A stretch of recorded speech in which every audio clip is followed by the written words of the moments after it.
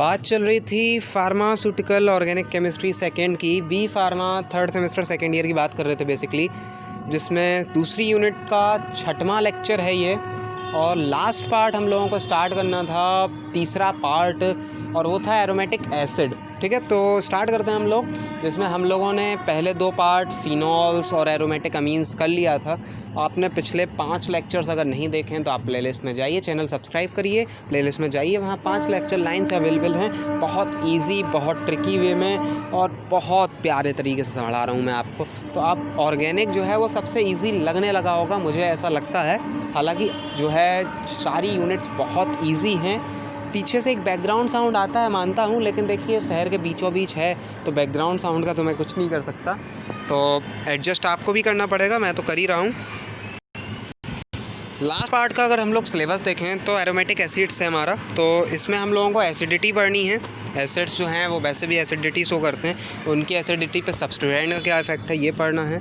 और फिर उसकी जो है इस पर स्टार भी लगा हुआ है, तो हमें method of preparation of chemical properties भी पढ़नी है और कुछ इंपॉर्टेंट रिएक्शंस पढ़नी है बेंजोइक एसिड की, तो वो आपकी केमिकल प्रॉपर्टीज़ के अंदर ही आ जाएंगी। क्योंकि आप लोग जानते हैं कि पहला एरोमेटिक एसिड जो है वो हमारा बेंजोइक एसिड ही रहेगा आइडियल, तो उसी को बेस मान के हम लोग केमिकल प्रॉपर्टीज़ पढ़ लेंगे। तो 2 लेक्चर के अंदर आपकी यूनिट सेकंड ख़त्म। ठीक है, मान रहा था मैं कि देखिए सितंबर में एक भी लेक्चर ज़्यादा मैं बना नहीं पाया था, तो अक्टूबर आ गया था चूँकि, तो अब अक्टूबर आ गया था, कोई बात नहीं है, तब भी सिलेबस हमारा भागेगा, कोई प्रॉब्लम नहीं है। देखिए ऑर्गेनिक जो है, जो आपको सबसे ज़्यादा खतरनाक लगता है, जिसकी सबसे ज़्यादा डिमांड है, उसकी जो यूनिट है वो अगले लेक्चर के बाद ख़त्म हो जाएगी, दूसरी, फिर तीसरी है, फिर चौथी है। चौथी और 5वीं यूनिट्स जो हैं वो बहुत इजी हैं, आप चिंता मत करिए। इजी थर्ड भी है, लेकिन थर्ड है थ्योरी, मुझे थ्योरी में इंटरेस्ट थोड़ा कम है, ठीक है, रिएक्शंस में ज़्यादा है। तो आज के लेक्चर में हम लोग बात करेंगे method of preparation of aromatic acids की और उसकी केमिकल प्रॉपर्टीज़ की। फिजिकल प्रॉपर्टीज़ जो हैं वो 1-2 बता दूंगा, बाकी आप लोग जानते हैं ज़्यादातर, और यूजेस जो हैं वो आप लोग केमिकल प्रॉपर्टीज़ की हेल्प से ही पता कर लेंगे और वहीं लिख सकते हैं अगर आते हैं तो। ठीक है, सबसे पहले व्हाट इज़ एरोमेटिक एसिड। तो एरोमेटिक तो पता ही है, व्हाट इज़ एरोमेटिक रिंग। ठीक है, उस पर अगर एसिड COOH लगा दें तो एरोमेटिक एसिड बन जाएगा। दूस compound which have carboxylic acid is directly attached on the benzene, so they called aromatic acid. Okay, यहाँ मैंने आपको थोड़ी सी एक डेफिनेशन भी दे दी अगर 2 मार्क्स में पूछ लिया जाए, और कुछ मैंने स्ट्रक्चर्स भी यहाँ बनाए हुए हैं। स्ट्रक्चर जो है वो ऑर्थो पोजीशन पे अगर OH जुड़ा हो तो सैलिसिलिक एसिड, आपने पहले भी इस स्ट्रक्चर को पढ़ा हुआ है। मेटा पोजीशन पे नाइट्रो जुड़ा है तो Meta nitro benzoic acid. Meta पे अगर 2-2 COH एक दूसरे की मेटा पोजीशन पे हैं तो दैट इज़ थैलिक एसिड। ठीक है, picric acid form when phenol react with nitric acid. तो एक क्वेश्चन ये आपसे पूछा जा सकता है कि पिक्रिक एसिड क्या एरोमेटिक एसिड है, तो नहीं है। ठीक है, वो फिनॉल के साथ जब नाइट्रिक एसिड रिएक्ट करता है तो 3 नाइट्रिक NO2 ग्रुप जुड़ते हैं और बन जाता है पिक्रिक एसिड। ठीक है, तो वो फिनॉल का डेरिवेटिव है, वो एरोमेटिक एसिड का डेरिवेटिव नहीं है। 2 मार्क्स में ये पूछा जा सकता है, और आपके GPAT के लिए तो इम्पोर्टेंट है ही है। GPAT के लिए उतना इंपॉर्टेंट नहीं है जितना अदर कम्पिटिटिव एग्जाम्स के लिए जो आप लोग देंगे। अगर आप लोग फार्मेसी के बाद कोई भी गवर्नमेंट जॉब का एग्ज़ाम देंगे तो वहाँ उनके लिए इम्पोर्टेंट है। ठीक है, छोटा लेक्चर है, देखिए मुझे थोड़ा सा समय कम मिल पा रहा है। मेथड ऑफ प्रिपरेशन की अगर बात करें तो पहला है हमारा बाई ऑक्सीडेशन। तो ऑक्सीडेशन में क्या होगा कि 2 तरह से लिखा हुआ है मैंने। ठीक है, पहली रिएक्शन है CH3 टोलुइन से। टोलुइन का सीधा अगर KMnO4 से ऑक्सीडेशन कराएं तो हमें मिलेगा बेंजोइक एसिड। और दूसरी थोड़ी टिपिकल रिएक्शन है जिसमें हम लोगों ने CH2CH3 लिखा हुआ है, इसका अगर ऑक्सीडेशन कराएं तो भी हमें वही CH4 गैस मेथेन निकलेगी और COOH मिलेगा बेंजोइक एसिड। आप कोई भी एक रिएक्शन लिख लीजिएगा जो आपको अच्छी लगे। आप थ्योरी में लिख सकते हैं कि when we oxidise toluene in presence of KMnO4 so it will get benzoic acid. Next is by Grignard reagent. ठीक है, ग्रिग्नार्ड क्या होता है, RMgX। तो R की जगह हम लोग यहाँ एराइल लेंगे, X की जगह आप कुछ भी ले लीजिएगा, वो आपकी इच्छा है। ठीक है, तो अगर इस पे जो है CO2 की पहले रिएक्शन कराएं तो हमें ये COOMgX देगा, इंटरमीडिएट प्रोडक्ट होगा जो कि हमारा, और फिर जब हम लोग इसका हाइड्रोलिसिस करा देंगे तो हमें COOH बेंजोइक एसिड मिल जाएगा और MgOHX अलग निकल जाएगा। ठीक है, तो आप इसको भी लिख सकते हैं कि व्हेन वी फर्दर डू क्या बोलते हैं CO2, when we pass CO2 from Grignard reagent and then we do hydrolysis reaction, so it will give us benzoic acid. ठीक है, आप इस तरह से लिख सकते हैं अगर लिखना चाहें तो। वैसे लिखने की ज़रूरत नहीं है, रिएक्शन ज़्यादा इंपॉर्टेंट होती है। तो रिएक्शन आप देख लीजिए, मैंने आपको समझा भी दी तो समझ में आ भी गई होगी। By acid hydrolysis of phenyl cyanide, दूसरा ये हो सकता है। तो साइनाइड का क्या है, एसिड हाइड्रोलिसिस कर देंगे। तो अब देखिए दो चीज़ें होती हैं, आप इसे बेंजोनाइट्राइल भी बोल सकते हैं और बेंजोसाइनाइड भी बोल सकते हैं और फिनाइल साइनाइड भी बोल सकते हैं। तीनों नाम इसी के हैं, ठीक है, क्योंकि आपको पता है एराइल, बेंजाइल और फिनाइल एक ही रिंग के नाम है। इसका हाइड्रोलिसिस होगा तो हमें बेंजोइक एसिड मिल जाएगा। तीसरी रिएक्शन कंप्लीट। चौथी reaction by basic hydrolysis of benzo trichloride, वहाँ एसिड हाइड्रोलिसिस हुआ था, यहाँ बेसिक हाइड्रोलिसिस है। ये रिएक्शन में अभी आप डीप में मत जाइए, अभी आपके सिलेबस का पार्ट नहीं है, पढ़ाऊँगा जब आपके सिलेबस में आएगा तब। अभी आएगा शायद नेक्स्ट जो है आपकी POC रहेगी, उसमें हैं ये चीज़ें, वहाँ आपको पूरी डिस्कस करूँगा मैं बहुत डीप के अंदर, ठीक है। यहाँ CH3 लेंगे हम लोग, पहले इस पर क्लोरीन पास कराएंगे तो CCl3 बन जाएगा, ठीक है। क्लोरीन के बाद इसका NaOH रिएक्शन कराएंगे तो COONA, एक सोडियम बेंजोएट बन जाएगा। और सोडियम बेंजोएट जो है उसका जब हम लोग हाइड्रोलिसिस कराएंगे तो हमें हमारा बेंजोइक एसिड फाइंड हो जाएगा, ठीक है। तो ये एक रिएक्शन हो गई। आप अगर इसको लिखना चाहें तो लिख सकते हैं बड़े आराम से, अच्छी रिएक्शन है, बढ़िया रिएक्शन है, थोड़ा ज़्यादा कवर भी करती है पेजेस को, तो अच्छा भी लगेगा आपको अगर लिखना है तो लिख सकते हैं, ठीक है। 4 मेथड ऑफ प्रिपरेशन और 3 मेथड ऑफ प्रिपरेशन बहुत हैं अगर आप इस तरह से मेरे हिसाब से लिखते हैं तो, कि ज़्यादा से ज़्यादा 7 मार्क्स में या 5 मार्क्स में पूछा जाएगा। 7 भी बहुत ज़्यादा हो जाते हैं, 5 में पूछा जाएगा तो आप 5 मार्क्स के हिसाब से इतना काफ़ी रहता है। फिजिकल प्रॉपर्टी की बात करें तो मेल्टिंग पॉइंट है 122 है, बेंजोइक एसिड का नॉन पोलर है, तो नॉन पोलर जो होते हैं बेंजीन होते हैं, क्लोरोफॉर्म होते हैं, ऑल ऑर्गेनिक सॉल्वेंट्स, तो इन सब में जो है हल्का सा डिज़ोल्व होता है। और डोपामीन जो होता है वो एक हाईली सॉल्युबल होता है वाटर के अंदर, तो ये एक छोटा सा एक्सेप्शन भी है, कुछ फिजिकल प्रॉपर्टीज़ भी हैं, तो आप इसको लिख सकते हैं आराम से अगर लिखना चाहें तो।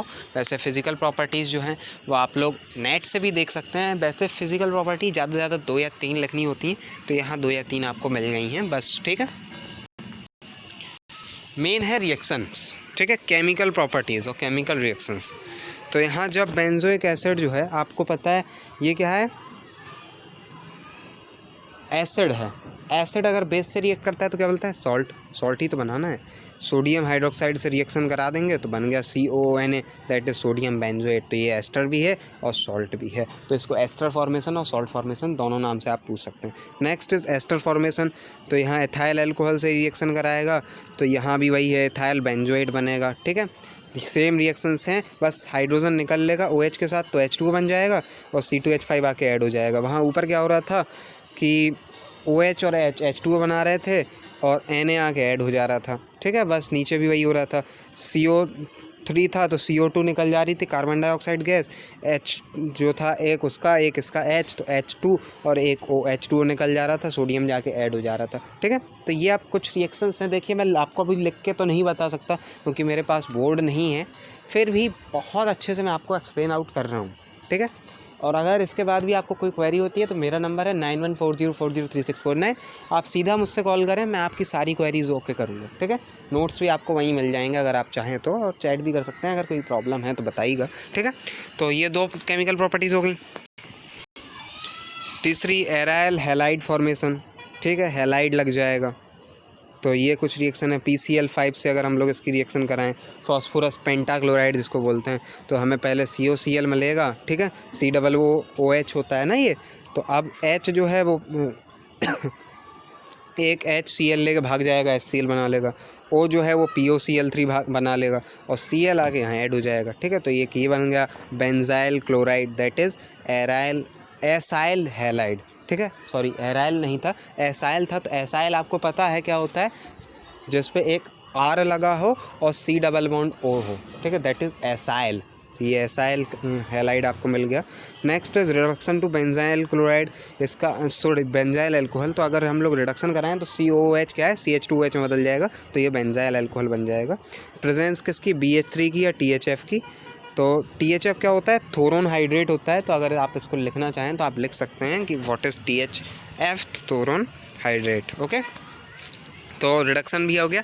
अब मैंने आपको पिछली दोनों में क्या पढ़ाया है, फिनॉल और अमीन्स में 2 तरह से रिएक्शन पढ़ाई हैं, पहली ग्रुप की और दूसरी रिंग की, ठीक है। चूँकि रिंग की अपनी एक प्रॉपर्टी भी तो होगी, तो अब हो गई आपकी ग्रुप की। अभी एक आध और रिएक्शन पढ़ाने के बाद मैं आपको पढ़ाऊँगा रिंग की। अभी ग्रुप की होगी, अब रिंग की पढ़ाऊँगा।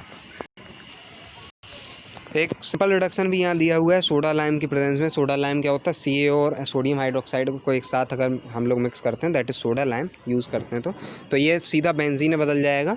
तो ये भी एक इसका रिडक्शन है। और अब इसी से आपको यूजेस मिल जाएंगे। यूजेस का क्या मिल गया आपको, देखिए पहला यूज़ सोडियम बेंजोएट बनाने में, दूसरा यूज़ एस्टर फॉर्मेशन में या इथाइल बेंजोएट बनाने में, तीसरा यूज़ बेंजाइल क्लोराइड बनाने में, चौथा यूज़ बेंजाइल अल्कोहल बनाने में। बेंजाइल अल्कोहल तो बहुत ज़्यादा यूज़फुल होता है, ठीक है। तो आप 4 यूज़ तो यहीं लग गए। 5वां यूज़ बेंजीन बनाने में। वैसे बेंजीन बनाने में ना लिखें तो ज़्यादा अच्छा है, क्योंकि बेंजीन फ्री फॉर्म में भी स्टेबल रहता है। फिर अब हम लोग बेंजीन रिंग की रिएक्शन। तो अब बेंजीन रिंग की रिएक्शन जो है वो पहले मैंने आपको जब पढ़ाई थी बेंजीन, तो बहुत अच्छे से पढ़ाई थी पहली यूनिट्स में, ठीक है। तो यहाँ ज़्यादा एक्सप्लेन नहीं करूँगा। और पिछले सारे लेक्चर्स आप अगर देख रहे होंगे तो ये पूरी आपको रिएक्शंस पता होंगी। तो आपको केवल एक रिएक्शन बता रहा हूँ, जैसे नाइट्रेशन। तो आप नाइट्रेशन में देखिए मेटा प्रोडक्ट मिल रहा है, मेटा नाइट्रो बेंजोइक एसिड, ठीक है। H2SO4 और HNO3 की प्रेजेंस में होती है। आप ऐसे ही सल्फोनेशन भी करा सकते हैं। हेलोजनेशन की बात करें तो ये मेटा डायरेक्टिंग ग्रुप है। COOH क्या है, मेटा डायरेक्टिंग ग्रुप, आपको पता है ना, ठीक है। तो आपको अगर पता है तो आप सारे प्रोडक्ट यहाँ मेटा पे ठोकते जाइए। आपको जो कराना हो यहाँ क्लोरीनेशन, ब्रोमीनेशन, फ्लोरीनेशन, आयोडीनेशन, ठीक है। तो 4 रिएक्शन ये हो गई। नाइट्रेशन रिएक्शन बता दी, सल्फोनेशन रिएक्शन, फ्रीडल्स-क्राफ्ट एसाइलेशन, फ्रीडल्स-क्राफ्ट एल्काइलेशन, ये आपकी बेसिक बेंजीन रिंग की रिएक्शंस हैं। तो आप इनको करा लीजिए। आपको पता है कि COH मेटा डायरेक्टिंग है, तो मेटा वाली पोजीशन पे अलाउ करेगा, तो मेटा पोजीशन पे आप अलाउ करते जाइए और सारे प्रोडक्ट बनते जाएंगे। अगर आपने पिछले सारे लेक्चर्स देखे होंगे तो ये रिएक्शन आपको आराम से लिख जाएंगे। वैसे भी मैंने आपको यहाँ लगभग 5-6 रिएक्शन समझा दी हैं, केमिकल प्रॉपर्टीज़ ख़त्म। At last thank you for watching this video. Subscribe जरूर करिएगा, कमेंट करिएगा अगर कोई क्वेरी हो तो। नंबर है मेरा 9140403649। तो आप मुझसे सीधा अपनी क्वेरी पूछ सकते हैं, ठीक है। मुझे व्हाट्सएप कर सकते हैं, मुझसे बात कर सकते हैं, वहाँ नोट्स भी ले सकते हैं। अगर आपको ये वीडियो पसंद आया हो तो इसे लाइक करना ना भूलिएगा, शेयर करिए अपने दोस्तों के साथ। मुझे भी मोटिवेशन मिलेगा कि हाँ लोग देख रहे हैं, क्योंकि मैं बहुत ट्रिकी और बहुत ईजी वे में आपको पढ़ा रहा हूँ। और कमेंट करिएगा कि मेरा एफर्ट आपको कैसा लगा। अगर कोई कमी हो तो बताइएगा, पूरी की जाएगी। और बहुत जल्दी ख़त्म करेंगे हम लोग अपनी ऑर्गेनिक की 2nd यूनिट अगले लेक्चर के साथ, ठीक है।